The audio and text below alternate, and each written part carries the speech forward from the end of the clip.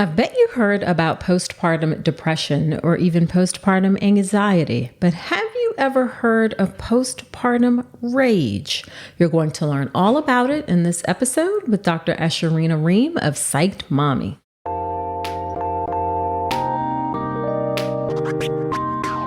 Welcome to the All About Pregnancy and Birth podcast. If you're having a baby in the hospital, you are giving birth in a system that too often takes away power from women over what happens in their own bodies. I'm Dr. Nicole Calloway Rankins, a practicing board-certified OBGYN who's had the privilege of helping well over 1,000 babies into this world. I've been a doctor for over 20 years, and I'm here to help you take back your power, advocate for yourself, and have the beautiful pregnancy and birth that you deserve. This podcast is for educational purposes only, and it's not a substitute for medical advice. Check out the full disclaimer at drnicolerankins.com/disclaimer. Now let's get to it.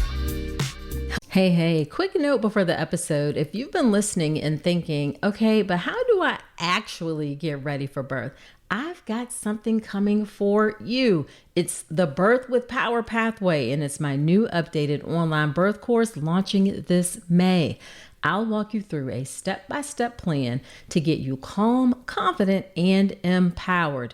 Get on my email list at drnicolerankins.com/email so you don't miss it.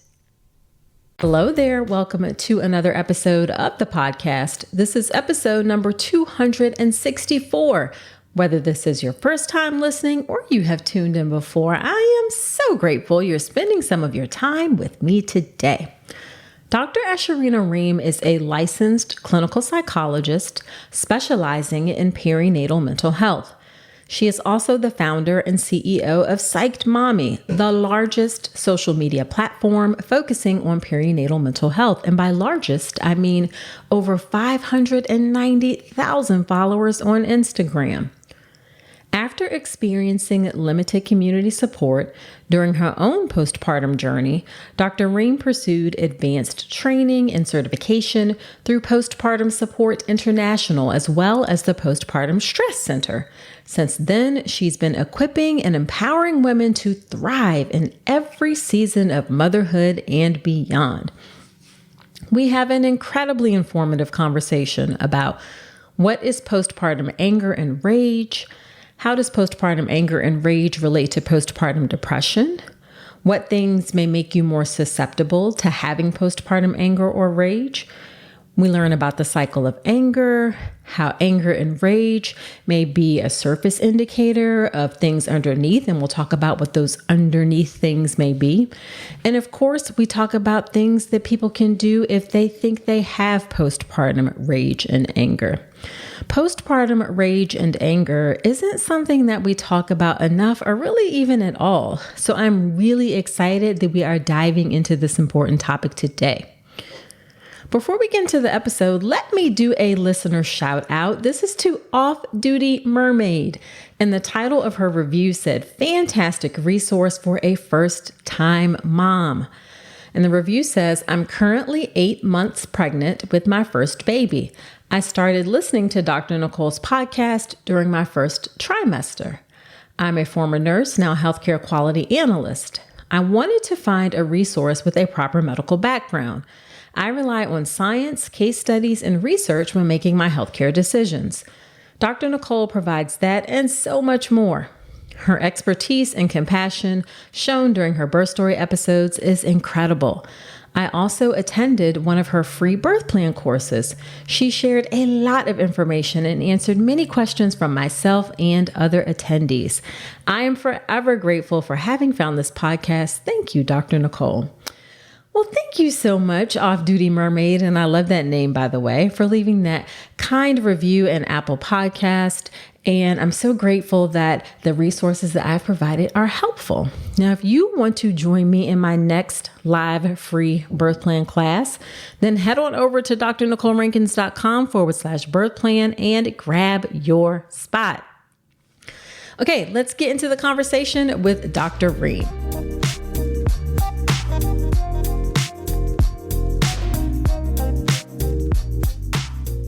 Dr. Ream, for agreeing to come onto the podcast. I am very excited to have you talk about this topic that I really haven't heard talked about before. Thank you so much for having me. And I know this is like one of those topics that we have to address, right? Absolutely. Absolutely. So why don't you start off a bit by telling us about yourself and your work and even your family, if you'd like. Okay. I am Dr. Ashurina Ream. I'm a licensed psychologist in the state of Arizona, and I've been practicing for a little bit more than a decade doing my clinical work. And I always tell people that if you would have told me right out of graduate school that I would be doing this work and working in this perinatal mental health space, I probably wouldn't believe you, because that's not what I was doing. Right. I started my career working in eating disorder recovery, and then I worked in like general as like a generalist, and then I worked into like health psychology at the hospital. But I became a mom for the first time, and that rocked my world because I experienced postpartum depression and postpartum anxiety. And I was like, no one told me about this. Even in graduate school, no one talked to me about what could happen to me. And for the first time, I thought, well, if I'm experiencing this, how many countless patients have experienced this? And how many people are, don't know what's going on with them and think, there's something wrong with me. No one else has experienced this because no one's talking about it. So I really refocused and pivoted in my career and started to specialize in perinatal mental health so I could support families that were also walking through this journey. And it's been, I don't think I'll ever go back. It's something I'm really passionate about. And now I've got two little kids myself. So navigating supporting parents that are walking this journey, but also supporting myself and my family. Love it. Love it. Love it. And you have a very large platform that you've created. So you still practice clinically and have the online platform too. Yep. Yeah. And it's a balancing act. That's for sure. Yeah, absolutely. So one of the things that's important to me is that, anybody with a camera can come on social media and start talking about things without necessarily sharing their background or training. I'm never discounting anyone's personal experience, but I believe people should be transparent about what they're bringing to the things that they're saying. So I would love it if you could share with us, what training have you gone through to do the work that you do? Oh yeah. I've actually never been asked this, and that's great. That's great. Because everybody and their mama and their sister and their cousins sometimes these days is on the internet saying all kinds of things. Yes. So I love, so please tell us what your training is. Yeah, it's been a lot of years of school. I actually started, and I'm from Michigan, currently live in Arizona. I back to my bachelor's degree. I was studying biology and psychology as a dual major. I really thought I was going to become like a pharmacist or a physician assistant. I was not. I was like, I'm not going to become a psychologist. I don't even know how I took my first abnormal psychology class. And I was like, it's over for me. This is what I'm going to do. So I went on to get my master's degree and my doctorate degree from Midwestern University and wrote my whole dissertation on residential treatment. And because I was really passionate about really following adolescents and seeing like these young human beings going through residential treatment and then being discharged. And I can go on about that forever, but I wrote my whole dissertation on that topic. And then it was when I became a mom that I went back and completed the specialization through Postpartum Support International as a certified perinatal mental health care provider. And I have to keep up with my continuing education with Postpartum Support International every year? Every 2 years? I just submitted them. So I'm like, I'm good for a while. Right. So you obviously take this work seriously and keep yourself educated and up to date about things that are going on. Yes, I do. Yeah. Thank you for asking. No one has ever asked me that. Okay. All right. Yeah. That's an important thing to me. Cause like I said, the more Instagram, I think, is more reasonable. I'm getting off topic a little bit here. TikTok can be a cesspool of nonsense. So I know it's just like, so it actually it's frightening actually to see some of the things that are out there. So I just want people to know where people are coming from. And I'm not telling you who to trust, but you're at least going to know what training they have when they are telling you information. Absolutely. I couldn't agree more. So let's get into this topic of postpartum anger and rage. Yes. I have never heard this talked about before. So please tell us, what is that? Oh my goodness. So this is something I experienced personally. So I have a personal, it really connected deeply with me. And a lot of the clients I have met with, and it's one of those things that induces so much shame that people don't want to talk about it because who wants to say I'm experiencing anger and rage as a mom. Right. So what I see clinically, that particularly mothers come to me when they say, I am more irritable than I ever was. I just feel like everything sets me off. And what I notice, it's on the spectrum from like irritability to like annoyance all the way to rage or fury, where like they're lashing out, yelling, slamming doors. And the thing about it is that it doesn't feel like the punishment fits the crime. Like they're the small things that might be setting you off. Gotcha. So it seems out of proportion for the situation. And it's typically, in most cases, when clients are coming to see me, they'll say, I am not an angry person. This is really uncharacteristic of me. Right. And I feel like I can't control it. Okay. And I remember experiencing this myself with my oldest son, where like his lack of like, if he wouldn't go down for a nap, I would get so angry about it. I would set him down in his bassinet. I would come out of the room and I'm like crying, I'm screaming. I'm like, why is this so upsetting to me? Right. And I didn't understand it. I wasn't going to share it with anybody because I thought like, who wants to hear about the angry mom? Yeah. Who wants to hear about the mom who can't get these feelings under control? Right. But then I started to hear the themes in therapy of moms coming in and saying like, I've never shared this with anybody. And I want to tell you that I'm so angry and I don't know why. Okay. So that is like a little picture, like a little glimpse of what I see in clinical practice in my own experience. Gotcha. So how does that relate to postpartum depression? Great question. Oftentimes we see rage as a symptom of postpartum depression or anxiety. It's not always the case. It can stand alone, dependent on a number of things. But we typically hear of postpartum depression, we think of the weepy parent, right? Like the parent that's crying, can't get out of bed. But we also have this agitated depression or this irritable depression that we can also see where it just feels like, I always have this description where it feels like sandpaper is rubbed against your skin and everything that touches you, it feels like it's going to set you off because you have nothing else left to give. And you're wondering like, why are these things frustrating me? Why is my kid asking me all these questions, frustrating me? Sure. Why, why am I feeling this way? Everybody told me that postpartum depression was like this deep sinkhole of depressed, dysthymic experiences, but that's not always the case. Okay.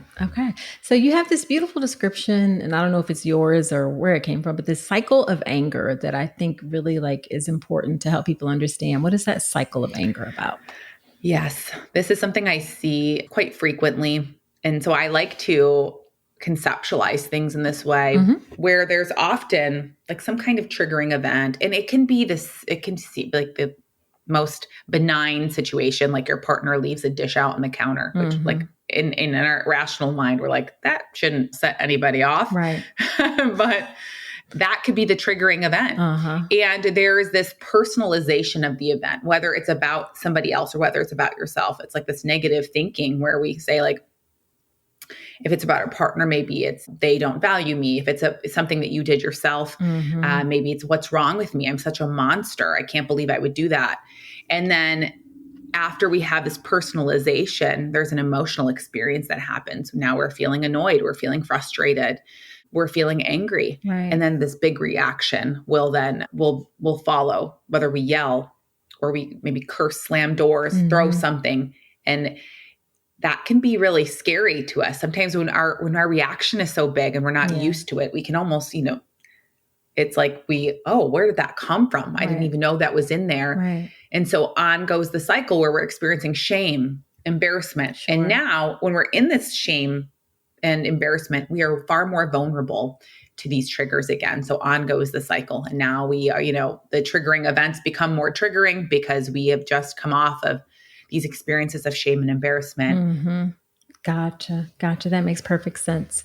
And then are there any things that may make someone more susceptible to experiencing postpartum anger or rage? Yes.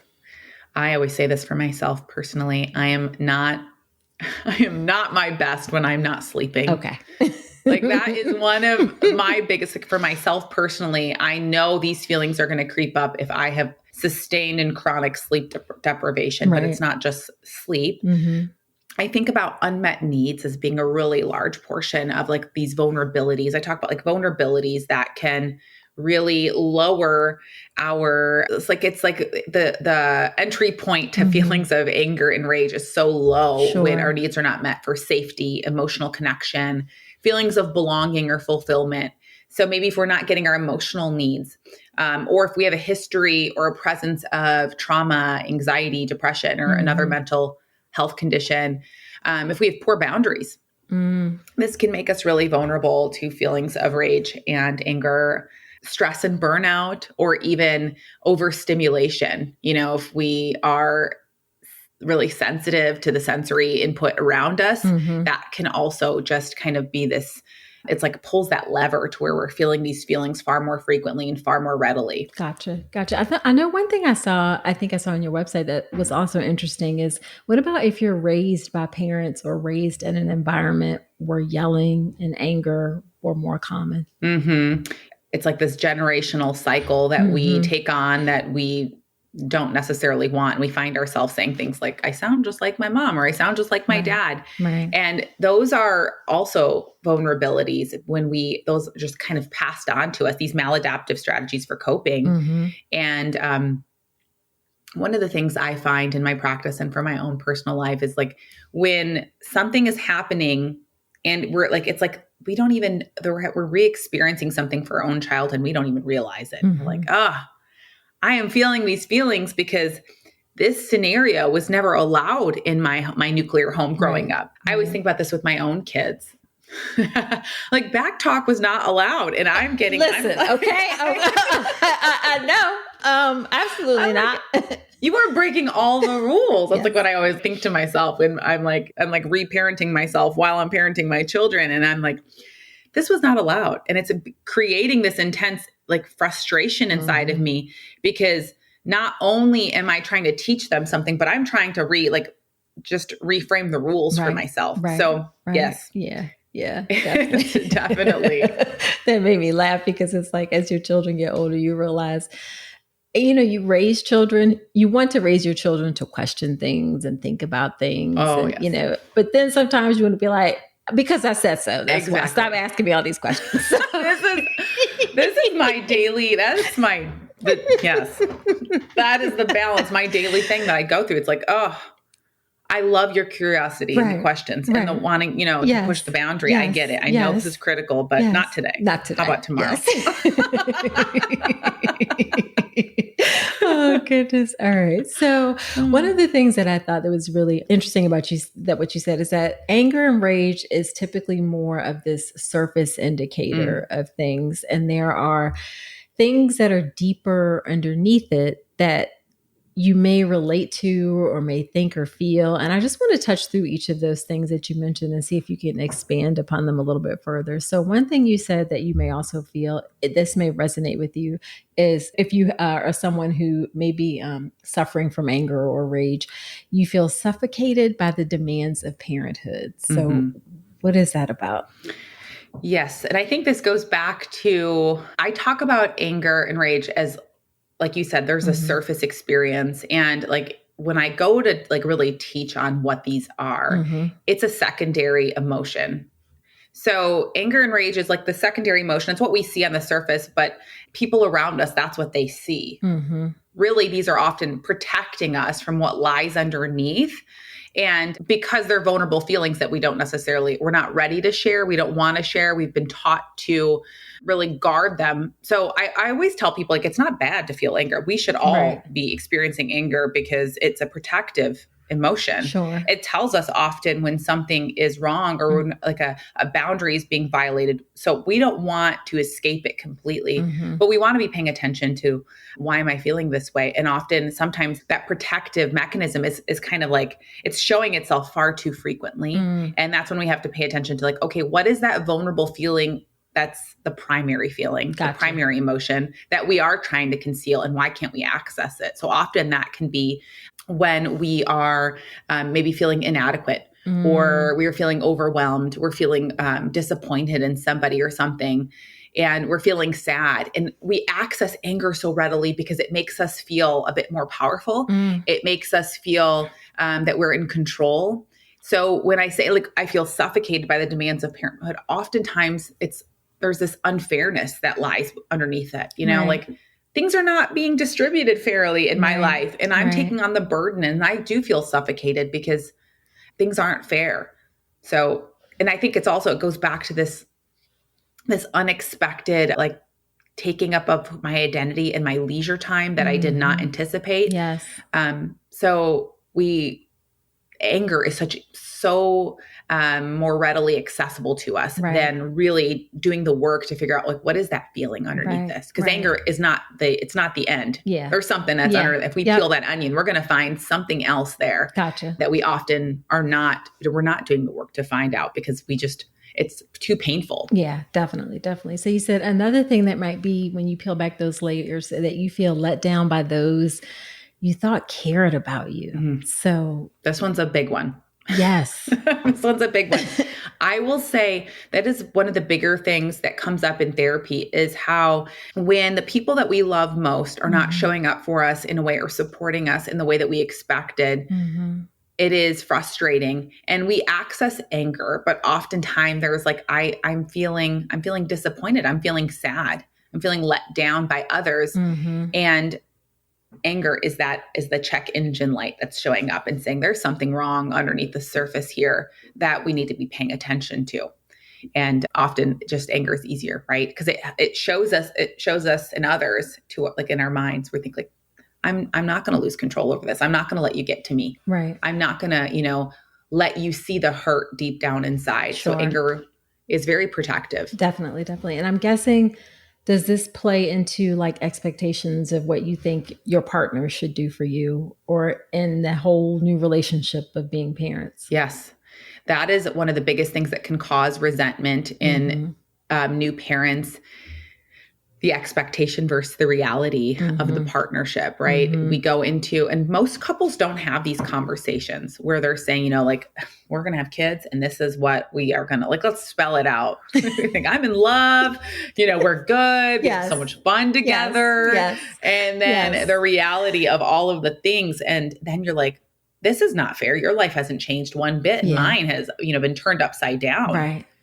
And you don't even notice me. And it's not just like my life has been turned upside down. I think oftentimes there is this unfairness that we feel like nothing has changed for you. And that is like, it's like you're putting that, it almost feels like your partner, their life is on display for you. And it shows you, it's like a mirror for you to see how much your life has changed. It's not that their life is so unchanged. It's that it reflects back to you where you're like, everything has been turned upside down for me. My body, my aspirations, my goals, my sleep, every single thing, physically, psychologically, spiritually, everything has changed for me. And you're kind of going about this as like nothing has changed for you to some degree.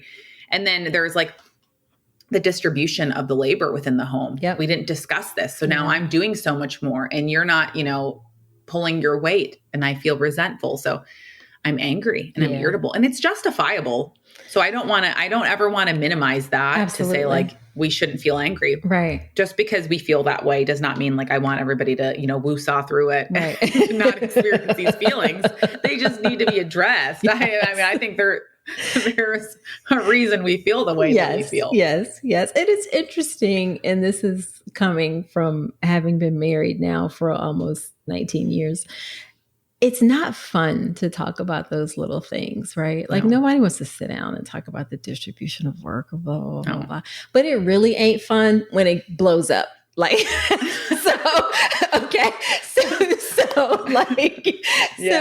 like if you can just make this space, and we'll talk about some strategies, I can tell you, like, when you just talk about things, it can just help. Like a small thing I'll say is, I used to hate it. My husband, his name is Falcon, like the bird. He would like leave drawers open, like just a little tiny bit. It used to drive me insane. Like close it all the way. Yeah. So, and it's like, why don't, and it's like, you just realize, and then I finally was like, can you just close the drawers? He's like, oh, okay. Like it's oblivious. The things that bother your partner, like will not bother. It's interesting how we are. Yes. So when you just talk about things or that expectation versus reality, it just makes things so much easier. And there's also that expectation versus reality of actually having this human being to take care of, I'm sure. Oh, yes. Because you think, and social media can definitely make it appear like, oh, it's, it's beautiful. There's roses, there's rainbows, and it doesn't necessarily show some of the crying, the poop, the wake up in the middle of the night. So how often do people experience that difference or the gap between those things for having that new baby? I would say 100% of the people I've ever met with in therapy that are coming to me postpartum they say that was a shock. Really? A shock. I knew it was going to be hard. I didn't know it was going to be this hard. Okay. And they're almost, because like this portrayal on, social media, but on TV, or like my mother-in-law, and my mother always said like, what, I raised you. I mean, obviously it's been like 35 years. So they're just like oblivious, they just don't even remember like we do our best to suppress, we're not trying to hold on to those memories. And I thought this myself. My oldest son was very colicky. He cried night and day. He cried for, I'm not even exaggerating, 8 to 10 hours a day. Oh. So when we would joke, we had to make jokes. Otherwise we weren't going to survive. Right. We would look at each other and say, we got a lemon. Can we turn him like this? Like we would joke because and no one would talk about it. So we barely left our house, and that made it even worse. Okay. And that was not even the ideal I had in my mind. I remember being pregnant and thinking, we could go on a trip when he's just a couple months old. And I think I didn't think babies cried in the car. Like that was not even a concept that was in my head. Yeah. And so these were the things where like this big gap between expectation and reality, where I thought like we were going to get up and go. Our lives were going to remain unchanged for the most part, but with a baby in tow. Right. And you see it on social media. People still do it. They're like, let's vlog for the day. Right. Well, my vlogging would have been traumatic for everybody with a screaming baby in the background. Gotcha. So that big gap, it leaves so much room. When there's this gap between expectation and reality, it leaves so much room for disappointment. It leaves so much room for shame, for, feelings of inadequacy, because we think we internalize that. We think I must be doing something wrong because it's not so easy for me. Right. And truthfully, I sit with people day in and day out, and they all tell me like, this is so much harder than I thought it was going to be. It's just so much more challenging. It doesn't take away from, yes, we're grateful. Yes, it's a beautiful experience. Yes, I wouldn't take it back. Right. But that does not negate the fact that this is so hard. Now, I think these two kind of go together, but they're also very important, is a loss of control over your life and then your identity. Either lost or changed, or however you want to put it. So what role do you feel like that plays, that you see with your clients in expressing anger or rage? A loss of control is such a big one. And I find, there's like this profile. I would say like if I see a profile of a mom or a parent that's coming in, it's a little more challenging, and I'm going to share. It's also me, so it's fine. But there's like this type A perfectionistic, I like predictability in my life. I'm efficient. I would maybe you describe yourself as like, I'm high achieving. I like to get things done. I like things a certain way. And then when parenthood comes steamrolling through and everything is unpredictable, nothing can be planned. And things are just unraveling in a way that you can't really know. It causes such intense anxiety and irritability that's like what I do see in therapy. And that's what I saw in myself. I was the kind of person that like, I live by a checklist. I live and die by the checklist. I want to know all the things I'm going to get done that day, how it's going to happen. And then you bring this little human in the world and they are like, I don't care. Thanks. Like that's, I don't care. We're actually not doing that today. I forgot to tell you.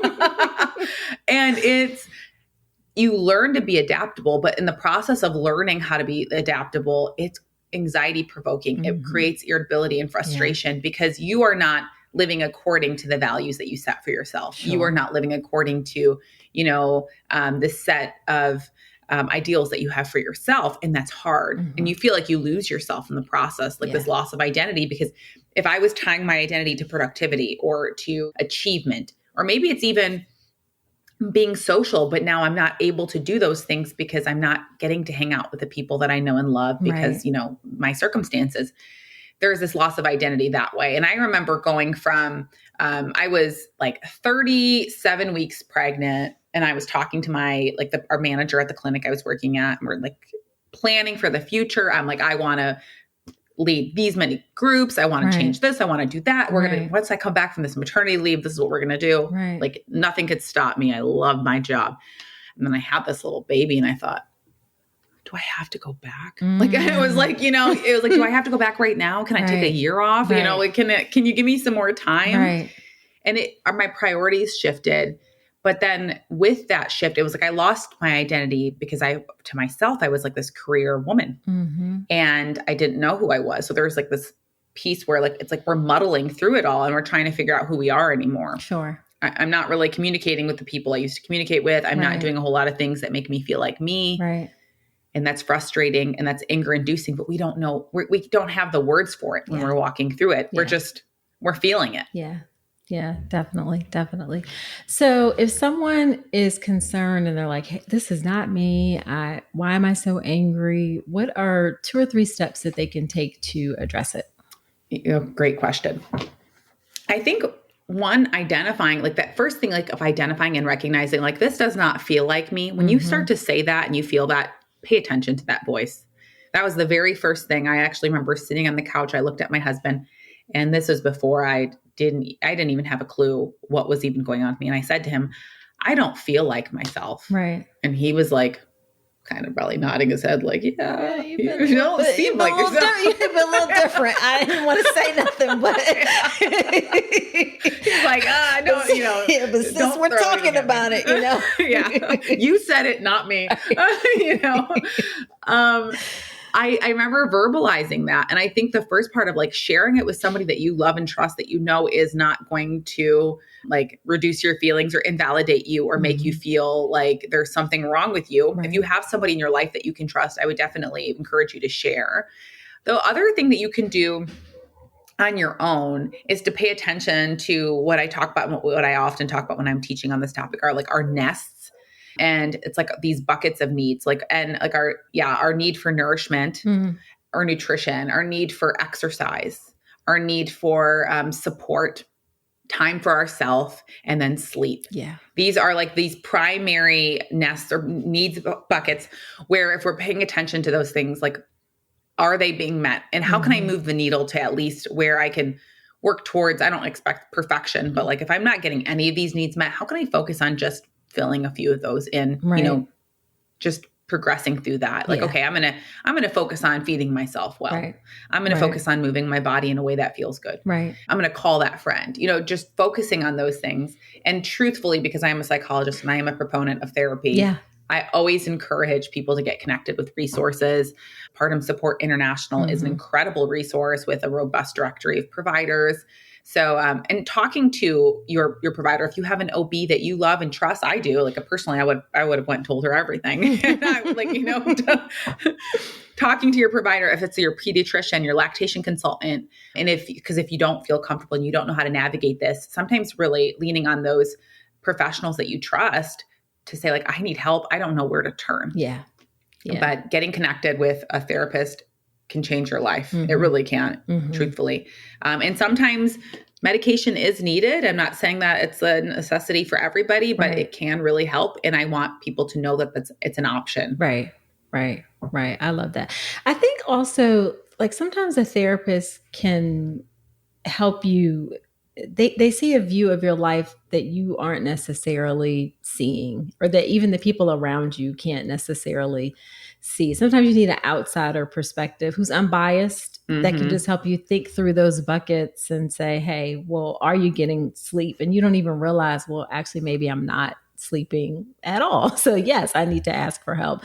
So it can just be a really helpful strategy to help you kind of get into a better place. Of course. No, I totally agree. I mean, I sat with countless people that will even say to me, I've never told anybody this. And that's like, to me as a therapist, I'm always like, wow, this is such an honor. Right. Like, okay, I'm here. I'm all ears, share it with me. I can hold space for this. But they tell you stuff and you're like, you get to work with them to connect the dots that they haven't connected, or just listening and not sometimes offering the solution that your partner is going to offer that's going to make you very aggravated, you know? Right. So it is an incredible resource. And I think it's really cathartic, and it's very helpful to have somebody who is, like you said, unbiased to sit with you and not judge you and really help you navigate that. Yeah, definitely.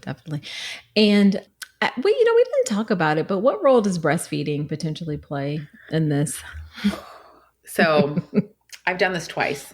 And I actually recently weaned, so I can tell you this from like personal experience. And I've done this twice, and I've experienced this twice.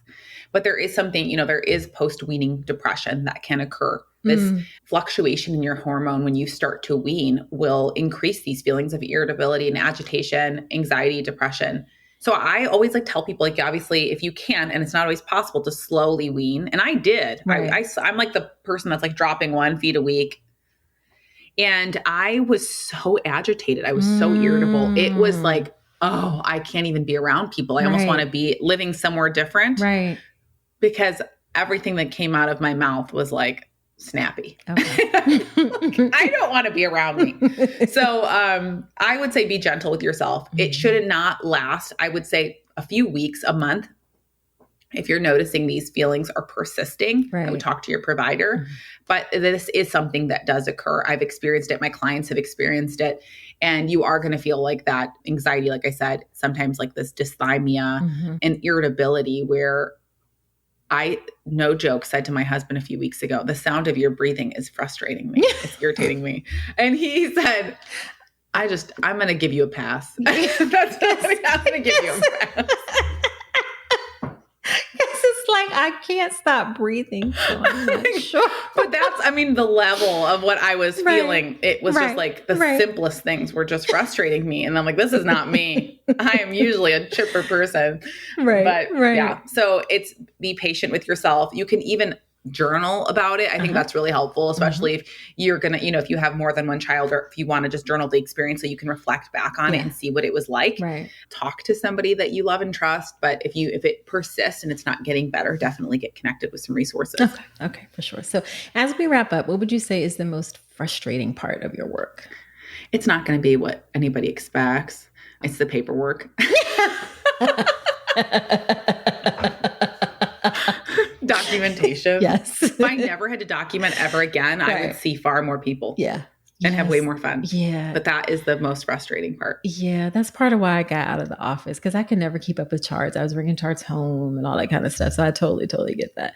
So then on the flip side, what's the most rewarding part of your work? I love to see the transformation. And I've worked in all different settings, from residential treatment, where you kind of see that transformation happen far more quickly, to, meeting with people for 1 year and just watch them navigate life and get out of the most challenging situations that when they initially came in to see me, felt very hopeless about. Right. And it's you're almost this distant person that's cheering them on, because you're not really intimately a part of their life. I'm not walking out with them and going to the games that they're talking about with their kids, or going and doing all the things. But it's just a great feeling when you see people making that movement and you feel so proud of them. There's sometimes I'm you're so cool. I'd hang out with you if I wasn't your therapist. Awesome. I love it. So then what is your favorite piece of advice that you'd give to an expectant mom?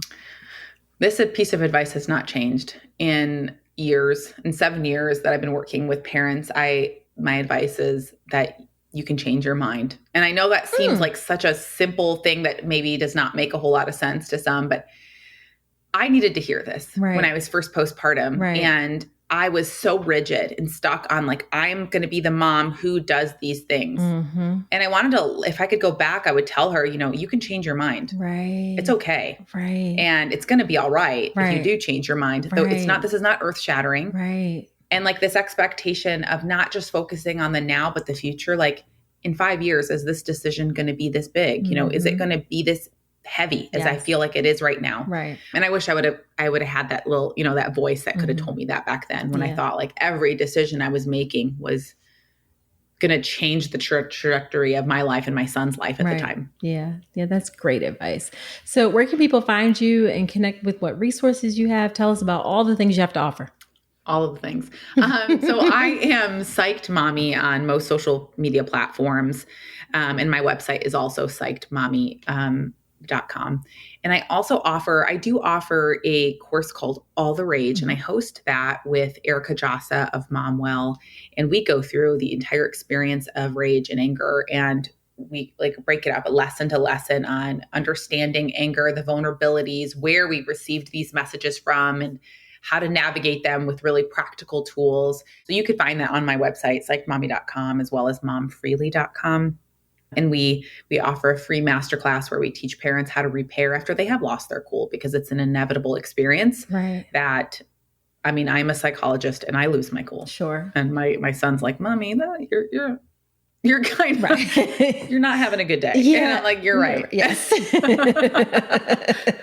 So we walk you through the steps on how to repair so that we can, really repair those ruptures that we have with our family. Gotcha. Awesome. Well, thank you so much, Dr. Ream, for agreeing to come onto the podcast. This is such useful information. I so appreciate it. Thank you.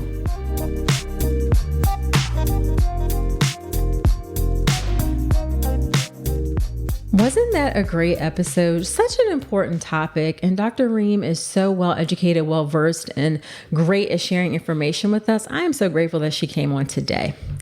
Now, after every episode, when I have a guest on, I do something called Dr. Nicole's Notes, where I talk about my takeaways from the conversation. Here are my Dr. Nicole's Notes from my conversation with Dr. Ream. Number 1, it is totally normal not to like all aspects of motherhood or pregnancy. You may not enjoy pregnancy. You may not enjoy everything about motherhood. Social media sometimes makes it appear like everything is like, flowers and rainbows, and that is just not the case. There can be some difficult moments. And if you don't like everything about pregnancy, like I personally didn't like much of anything about pregnancy except feeling the kicks, that doesn't make you a bad mother. It doesn't make you a bad person. There is nothing wrong with you. As a matter of fact, what it makes you is completely 1000% normal. Okay, number 2. Unfortunately, the reality of life is that life will continually have challenges. And that can be challenges during pregnancy, that can be challenges during labor, challenges during motherhood, challenges with relationships, challenges at work. All of those things are just a part of life. Now, of course, that doesn't mean there's not a whole lot of joy in life as well. And we work to cultivate that joy and happiness. But along with that, hand in hand is going to be challenges. It's just the reality of being a human being in this world, in this universe. Now, what is important is how we deal with those challenges, because they're not going to go away. Like for me personally, many times I've been like, oh my God, why is this happening? Why does this have to be? Why is this the case? And there are not going to be answers to some of those challenges or most of those challenges. So instead of answering or thinking or asking rather, why, just think about how you deal with challenges. And I've learned that when you get better and better and practice at dealing with challenges, then it gets easier to deal with them. And it doesn't mean there's not going to be painful, but that pain is not going to last as long, and you can snap back quicker. So life, motherhood is going to have challenges. How you deal with it matters. It gets easier with practice. And then the last couple things I want to say is that shame is such a strong and difficult emotion, and it can easily get evoked in the setting of pregnancy, birth, and motherhood, because people can be judgy AF, okay? Also, social media and society standards can put a lot of unfair pressure on you as a pregnant woman or person, as a mother. And not living up to those unrealistic expectations can create feelings of shame. Or as Dr. Ream mentioned, sometimes you do things and you lose your cool or things like that. That can create things of shame. I want you to please give yourself some grace. Not one of us in this life is perfect. Not a one of us. We all make mistakes, okay? Just continue to do the best you can. Brush yourself off, pick yourself up. That is all that we can do. Try not to let shame consume you, all right? Please give yourself some grace. All right, so there you have it. Please be sure to subscribe to the podcast wherever you're listening to me right now and leave me a review on Apple Podcast. I do shout outs from those reviews from time to time. It also helps the show to grow. And do come join me in my next live free birth plan class. Make a birth plan the right way. You can sign up for that class at drnicolerankins.com/birth plan. So that is it for this episode. Do come on back next week. And remember that you deserve a beautiful pregnancy and birth.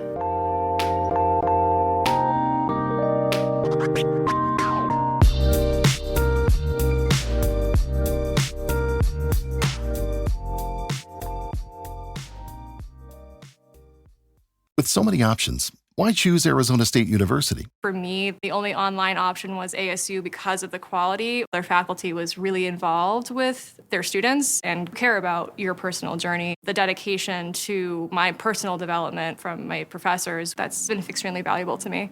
Earn your degree from the nation's most innovative university. Online. That's a degree better. Explore more than 300 undergraduate, graduate, and certificate programs at asuonline.asu.edu.